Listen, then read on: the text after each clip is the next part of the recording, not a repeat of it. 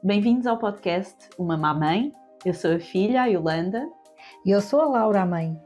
Aqui falamos abertamente sobre as complexidades da nossa relação. Esperamos inspirar outras mães e filhas a aprofundarem a sua conexão e a encontrarem novas formas de se relacionarem. Junte-se a nós nesta jornada de autodescoberta e crescimento familiar. Vamos começar? Olá, sejam muito bem-vindos a mais um episódio de Uma Má Mãe. Olá, vida. Já não é uma má mãe, é boazinha. Não, sou boazinha. Como já todos perceberam, não é? Espero que estejam a gostar destes episódios. Cá estamos mais uma vez hoje para falar sobre Quem Manda Sou Eu, um tema proposto pela excelentíssima minha mãe, não é? E que eu acho que é importante falarmos, até porque temos alguma divergência de ideias em relação a isso, que eu tento explicar o meu ponto de vista. Claro que tu tens os teus ensinamentos, mas também acho que estás aberta sempre a perceber as coisas. Mas o que é que tu queres dizer com Quem Manda Sou Eu? Ou como é que sentiste que impuseste essa regra na minha educação? Não sei dizer, mas eu sempre fui o general. Uhum. Eu acho que sempre fui general, até porque eu comecei a minha carreira laboral na Força Aérea, como civil, claro, mas na altura ainda não havia abertura ao sexo feminino nas Forças Armadas, portanto teria sempre que ser como civil, mas por todo o lado em que eu passei, este meu carisma de pessoa forte, sempre a resolver problemas, sempre predisposta para, levava a que, mesmo por fora, as pessoas considerassem que efetivamente eu era muito assertiva, eu é que dizia, eu é que dava as regras no fundo, e então quem mandava sempre era eu. Pronto. Mesmo o teu pai, quando se referia, era a loba, ora na matilha, na alcateia. Nesse caso é na alcateia, quem manda é a loba. Portanto, era a minha alcunha, porque efetivamente eu é que Queres ter sempre tudo sob controle. tudo sob controle, sou sempre eu que comando. Mesmo, por exemplo, quando havia um cliente que tinha mau comportamento no estabelecimento, que eu ia pôr na rua, era sempre eu. Quer fosse pelos clarinhos, quer fosse pelo braço, quer fosse por conversa, quem punha sempre na rua era eu. E as pessoas tinham-me imenso respeito. Portanto, esta história do quem manda sou eu, depois eu inconscientemente, se calhar até nem a aplicava da melhor forma, porque quando tu eras pequenina eu não te deixava ter uma birra, eu já sei de conversas que vamos tendo que isso hoje em dia é mais que reprovável, mas para mim parecia-me a melhor forma.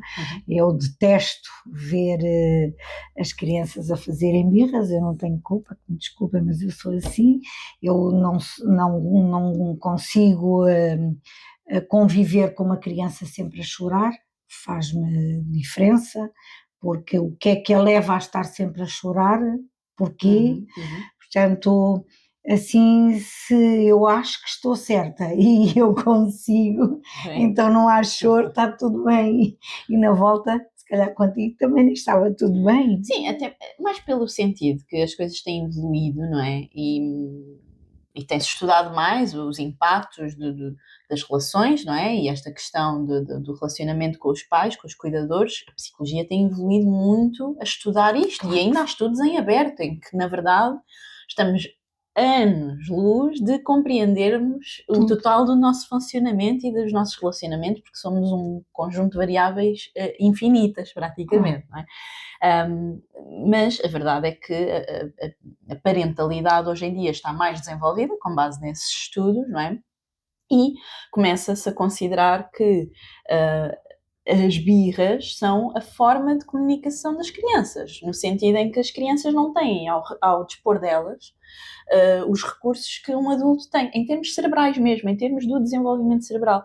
E isto é importante, se calhar, quem está a passar pela maternidade e e teve acesso a este tipo de educação mais pelo respeito, que às vezes é quase medo, não é? E isto eu acho que tu também já bebeste muito dessa educação mais restritiva, se calhar, para trás, não é? Porque antigamente a realidade era quem manda sou eu, e havia muito esta cultura nos teus antepassados, não é?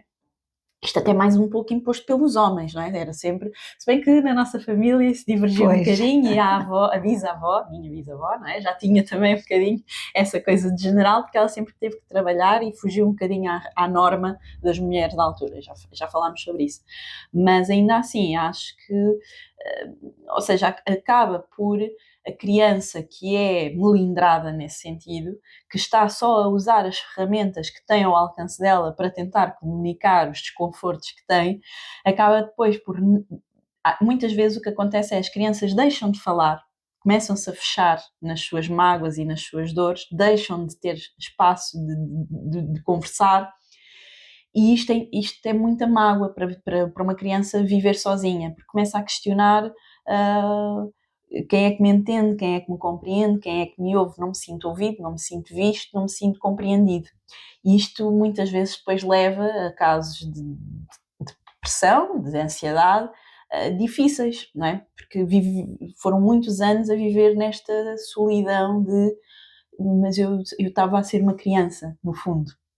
E eu acho que isso é importante, pronto, também te fazer refletir sobre isso, sei que tenho hoje feito, em dia não é? faz, claro que sim. Para que tu também possas ver a evolução e o quanto isto se calhar me impactou, não é? O tu perceberes, se calhar muita da mágoa que a Yolanda vai tendo, ou que influenciou os nossos conflitos, se calhar tem um bocadinho a ver com isso. O facto de as minhas birras, se calhar, deveriam ter sido mais acolhidas, não quer dizer que eu discordo absolutamente que a parentalidade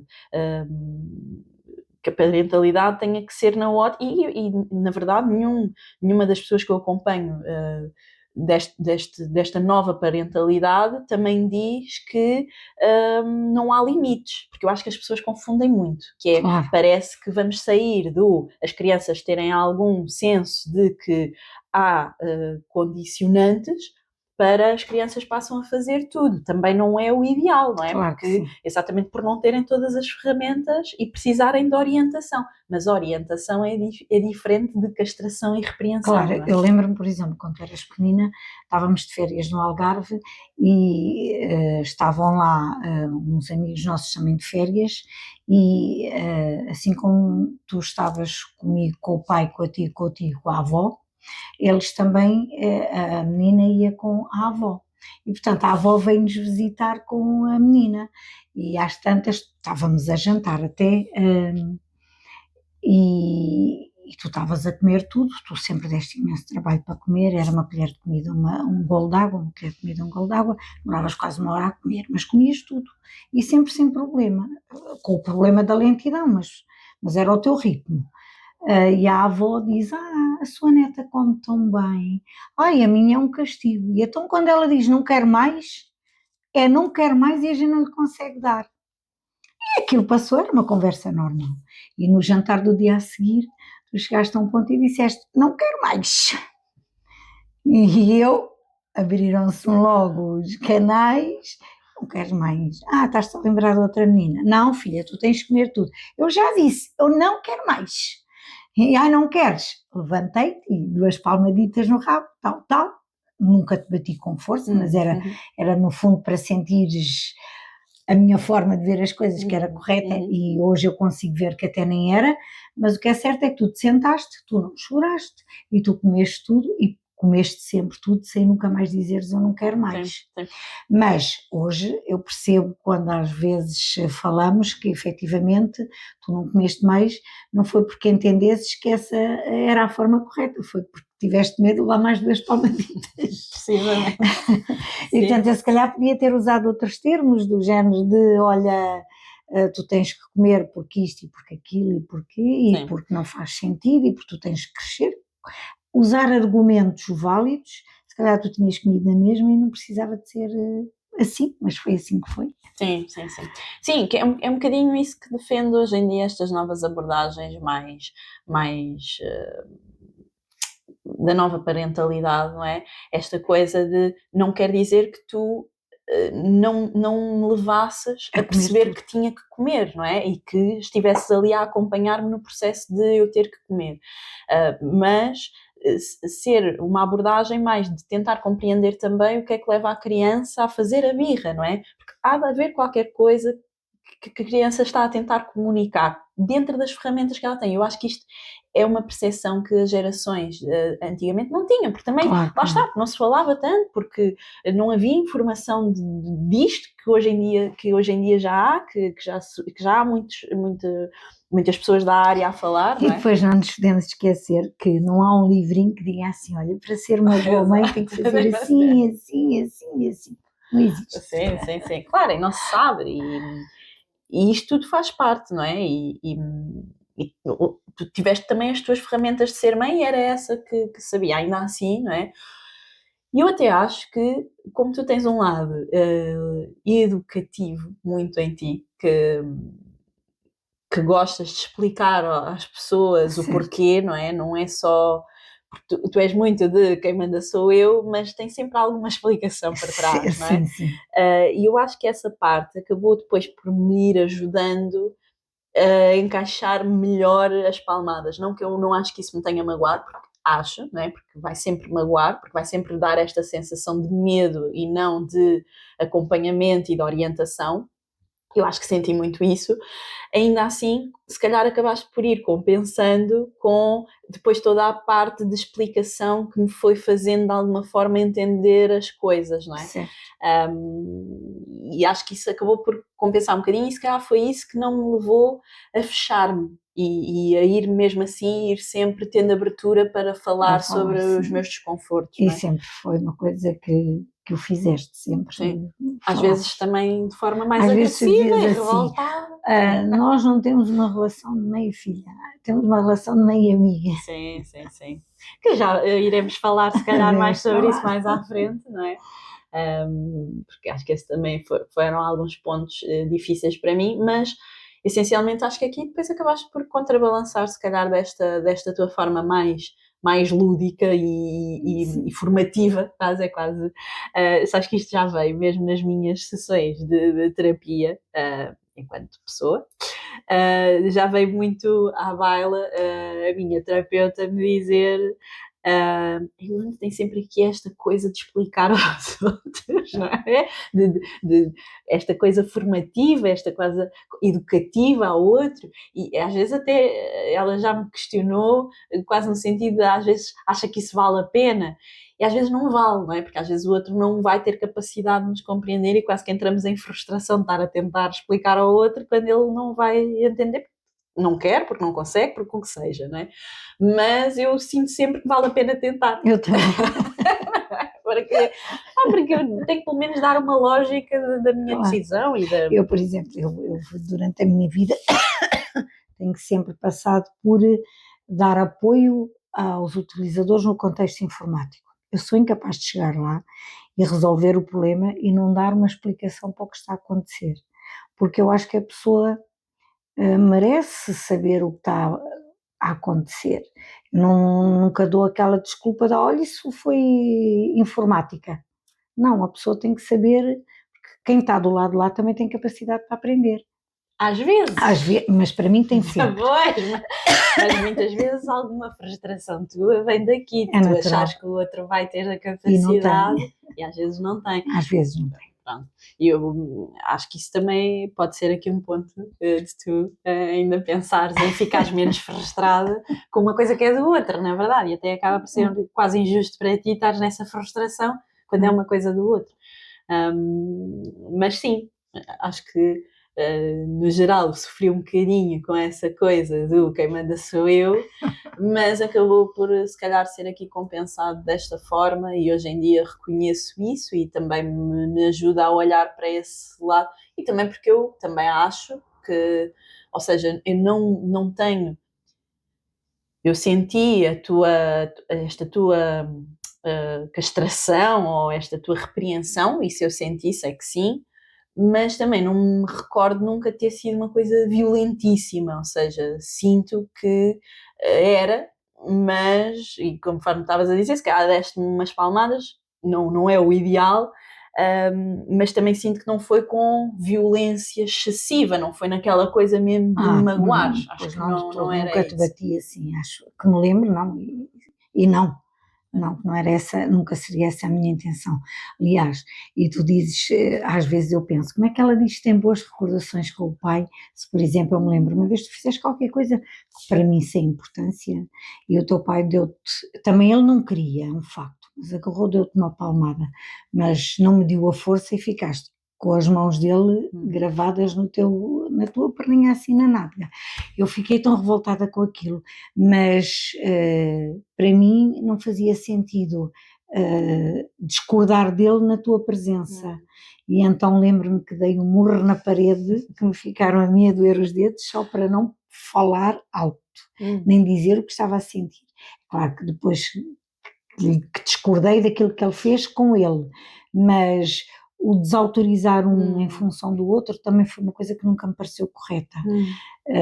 Mas pronto, eu nunca te daria, acho eu, nunca te daria uma palmada assim que te fizesse aquilo. Portanto, aquilo para mim foi quase como se eu a tivesse levado e custou-me a sentir a tua palmada, mas não o desautorizei em frente a ti, isso eu não fiz, nunca faria. Eu não gosto de repreensões públicas, ou seja, se eu tiver de te repreender, eu não vou fazê-lo no meio de estranhos, eu não gosto desse tipo de repreensão, nem para mim, nem para os outros. Portanto, tenho sempre esse cuidado. Nem é um cuidado, acho que para mim é genuíno, eu não tenho que me preocupar em ter o cuidado, ele vem por si só. Mas depois refilei muito com ele, mas muito. Mas se calhar isso tem aí um quezinho, eu gosto sempre de levantar aqui uma ponta, que se calhar isso tem um quezinho daquela coisa da preocupação da avó com o outro, não é? Se a avó sempre foi muito crítica com o outro, eu acredito que ela também não se dava margem a mostrar que havia problemas dela, para não receber o mesmo em retorno, não é? Claro, e eu acho que provável que sim. esta preocupação também com o outro e com o que o outro vai ver. Claro que nós, na minha altura, eu tenho 60 anos, né? Portanto a informação que havia à época era muito diferente da de hoje e as conversas que nós temos enquanto mãe e filha não tinha com a minha mãe e de mãe para filha, portanto, mas eu nunca senti isso da forma como provavelmente hoje tu sentes, porque tiveste capacidade para analisar. E eu nunca analisei isso para mim era natural. Corria naturalmente. Boa. E tu sentiste esta coisa do quem manda sou eu de algum dos teus cuidadores? Não sei, acho que não. Não. Quer dizer, eu vi sempre a avó tomar as decisões, ou seja, por exemplo, ambos trabalhavam, mas quem tomava a decisão de onde é que se gastava o dinheiro era a avó, quem tomava a decisão do que é que se compra para comida era a avó, quem tomava as decisões era a avó. Portanto, é natural que eu não tenha interpretado isso como algo que me foi incutido, porque eu fui aprendendo e é o processo natural e lá está, da criança que não questionava. E não questionavas, e não havia este tipo de conversas na tua altura e se calhar nunca paraste para pensar sobre isto, não é? Mas até se calhar faz algum sentido agora que estás a falar. Pois, no que era possível com o teu pai dentro do restaurante tomar decisões, era sempre eu que tomava as decisões, tipo, eu não gosto deste café, quero meter outro, era eu que tomava a decisão. Eu quero fazer obras, não gosto disto assim, era eu que tomava a decisão. Sabes que isto depois dá-nos aqui, eu também aprendi um bocadinho isso contigo, como sabes. Isso dá-nos aqui aquela coisa que o Ricardo está sempre a reclamar, que é sempre tudo como tu queres.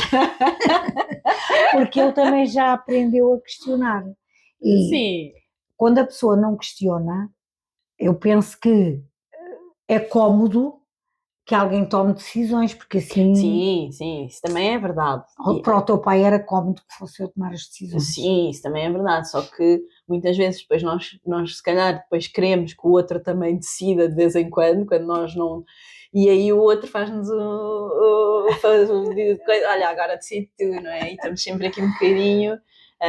e eu também sinto que às vezes isto, e humildemente vou dizer isto, que é isto às vezes também nos coloca aqui quase na sensação de que eu decido sempre bem, não é? Porque mal ou bem as minhas coisas vão funcionando e tal. E às vezes não é necessariamente assim. Não quer dizer que eu também vá decidir mal, mas se calhar o ponto de vista do outro pode ser melhor do que o meu. E eu tenho feito um bocadinho este exercício que não é muito, muito fácil. E uma das coisas que mais me fez olhar para isto foi quando me disseram, olha, mas enquanto tu estiveres sempre a decidir, o outro não vai errar nas decisões dele e, consequentemente, não vai aprender com as más decisões que fizer. Então estás sempre... Aquilo que tu queres que o outro faça, que é aprender a tomar boas decisões, não estás a permitir, porque estás sempre a decidir por ele. E isto fez-me ver a coisa muito em perspectiva, claro. E às vezes tentar abdicar um bocadinho deste nosso lado, que eu também sinto que já vou ter o quem manda sou, já tenho, não é? E muitas vezes uso, não, se calhar não tanto no sentido de quem manda sou eu, porque já estou aqui um bocadinho mais refinada com tudo isto que eu vou aprendendo também, mas muito esta coisa de, não, mas eu vou decidir melhor, esta coisa de queremos controlar as coisas. E às vezes isso coloca-nos também demasiada autopressão, não é? Certo. Aliás, eu, por exemplo, eu posso ver um problema daquela pessoa que eu não conheço de lado nenhum, mas o meu espírito, aquilo que faz é logo pensar na resolução daquele problema. Sempre. Estou sempre a pensar como é que faço melhor. E não consigo ter controlo sobre esse tipo de pensamento, porque eu, por exemplo, hoje estou aqui contigo e já estou daquilo que vamos falando, o meu cérebro já está a pensar o que é que eu posso fazer melhor.